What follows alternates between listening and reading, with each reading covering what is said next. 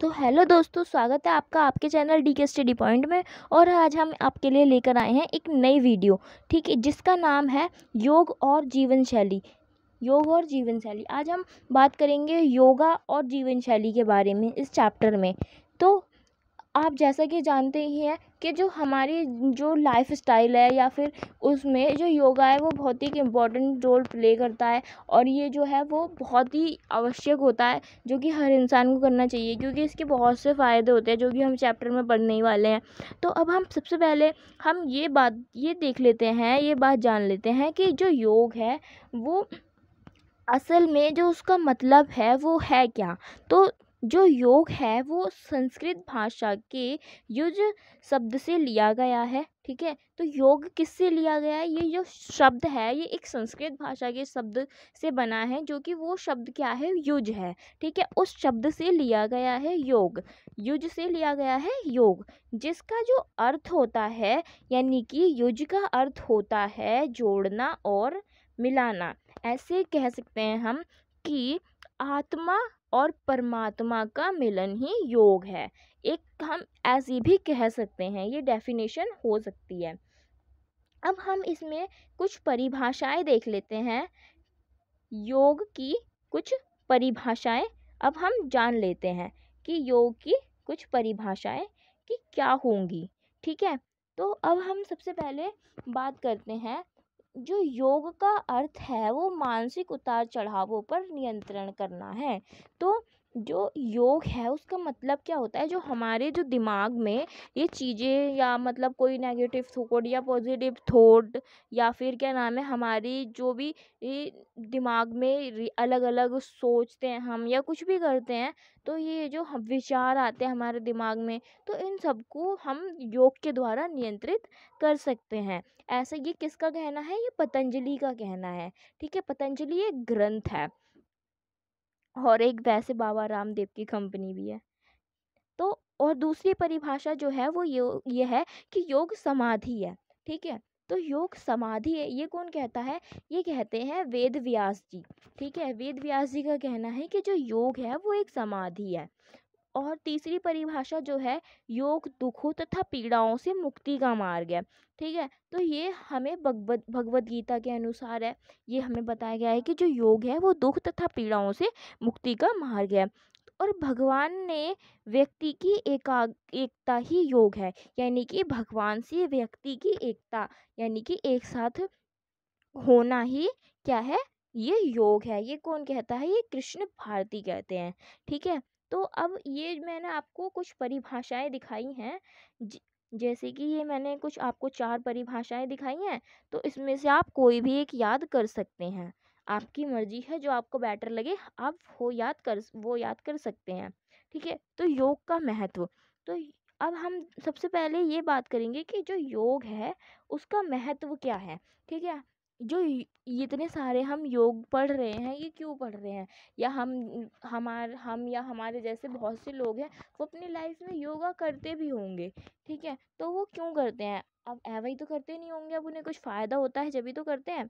तो जो योगा है उसके कुछ महत्व होते हैं, जैसे रोगों रोगों के उपचार व बचाव में मदद करते हैं, ठीक है।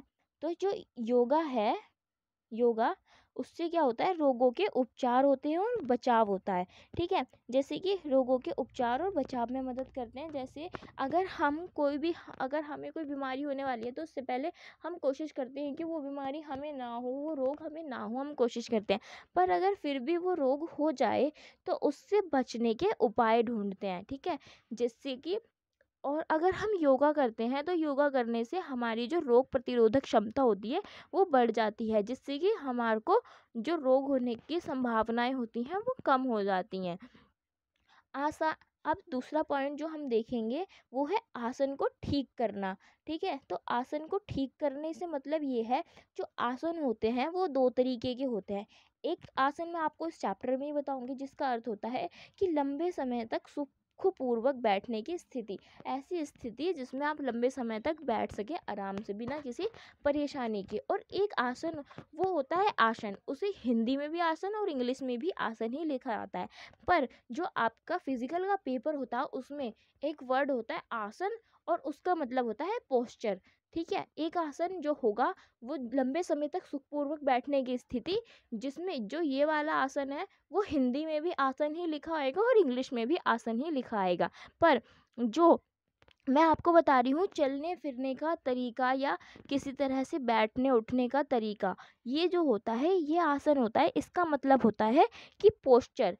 इसको इंग्लिश में लिखा आता है ये पोस्चर। ठीक है, तो इससे क्या होता है, अगर आप जो कोई भी व्यक्ति है अगर वो ढंग से उसका पोस्चर अच्छा नहीं है, उसका आसन अच्छा नहीं है, तो उसे अपना जो रोज का कार्य करने में दिक्कत आती है और उसको अधिक ऊर्जा की भी ज़रूरत होती है, पर वो बहुत जल्दी ही थक जाता है किसी भी काम को करने में। मतलब उसका जो आसन है वो ठीक नहीं है, उसका पोस्चर ठीक नहीं है।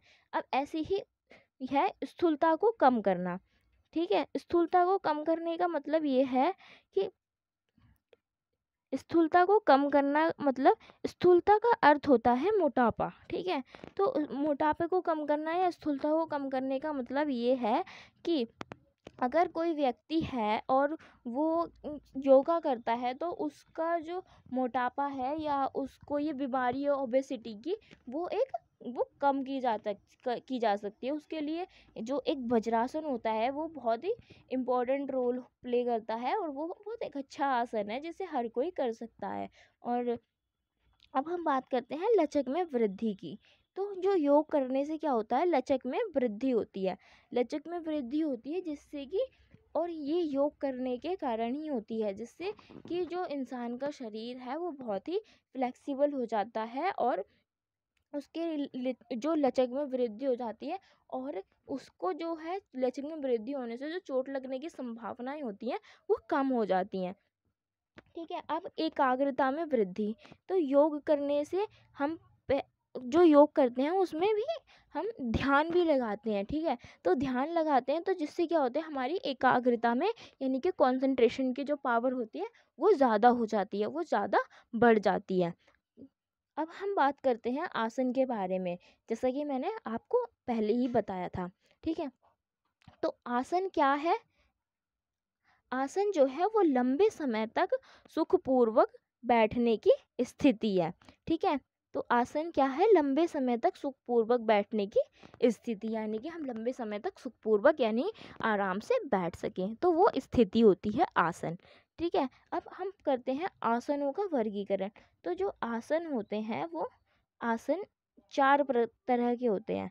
ठीक है, आसन कितने तरह के, वो चार नहीं, सॉरी, आसन होते हैं वो 3 तरीके के होते हैं।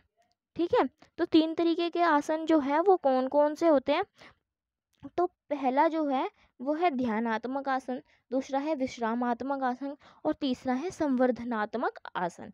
तो अब हम एक एक करके तीनों के बारे में मैं आपको बताती हूँ।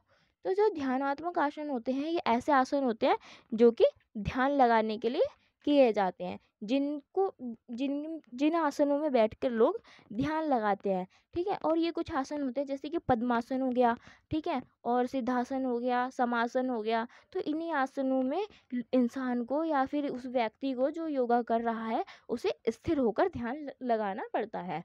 तो अब ये तो हो गए ध्यानात्मक आसन। अब एक होता है विश्रामात्मक आसन, जैसे कि आपको नाम से ही पता चल रहा होगा कि विश्राम करना। ठीक है, तो ये ऐसे आसन होते हैं जिनसे क्या नाम है, व्यक्ति है उसकी थकावट जो है वो बहुत दूर हो जाती है, उसकी सारी थकावट खत्म हो जाती है इन आसनों को करने से, और ऊर्जा जो है उसके जो बॉडी में फिर से भर जाती है, जिससे कि वो अपना काम जो है वो आसानी से फिर से कर सके और रिलैक्स हो जाए एकदम। ठीक है, तो और इसके लिए कुछ जो आसन होते हैं वो एक ये हो गया, जैसे शवासन हो गया, सुखासन हो गया। ठीक है, और जो है वो तीसरा आसन है वो संवर्धनात्मक आसन। ठीक है, ये तीसरा आसन है। इससे क्या होता है, इन आसनों को करने से जो इंसान होता है उसके जो शरीर का विकास होता है और सभी क्रियाओं को एक व्यवस्थित रूप से कर सकता है। ठीक है, इसको ये जो आसन होते हैं इनका जो ये आसन जो व्यक्ति है वो अपने शरीर के विकास के लिए करता है, जैसे कि हलासन, भुजंगासन, चक्रासन, धनुरासन, ये सारे जो आसन हैं ये अपने शरीर के लिए विकास के लिए किए जाते हैं। अब ये है निवारण निवारणात्मक उपायों के रूप में आसन। मतलब कि अगर आपको कोई दिक्कत है या बीमारियां हैं तो उससे बचने के लिए ये जो आसन है ये बहुत इम्पोर्टेंट रोल प्ले करते हैं, जो कि ये निवारणात्मक रूप में होते हैं, यानी कि एक सॉल्यूशन। अगर ये जो आसन है ये सॉल्यूशन के रूप में होते हैं, तो इनसे क्या होता है, अस्थियों और जोड़ों को मजबूत करना। ठीक है, अस्थियों व जोड़ों को मजबूत करते हैं ये आसन, जिससे जो आपकी अस्थियां होती हैं और जोड़ होते हैं वो मजबूत हो जाते हैं। ठीक है, तो जो लचक और ये क्या नाम है, जब अस्थियां और ये जोड़ मजबूत हो जाते हैं तो जिससे लचक में जो वृद्धि हो जाती है। ठीक है, और लचक में वृद्धि होती है तो उससे जो हमारे जो जोड़ हैं उन पर जो दबाव है वो थोड़ा कम पड़ता है। तो और श्वसन तंत्र में सुधार हो जाता है। तो जैसे फेफड़े होते हैं, तो जो हमारे जो सांस लेने की जो अवस्था होती है वो एक नियमित रूप से चलने लग जाती है योगासन से, क्योंकि हम जो एक हम आसन करते हैं उसमें जो हमारे जो ध्यान लगाते हैं तो उसमें क्या होता है, जो हमारी सांसें होती हैं उन पे भी बहुत ध्यान दिया जाता है, जिससे कि हमारे श्वसन तंत्र में सुधार हो जाता है। और पाचन तंत्र में सुधार।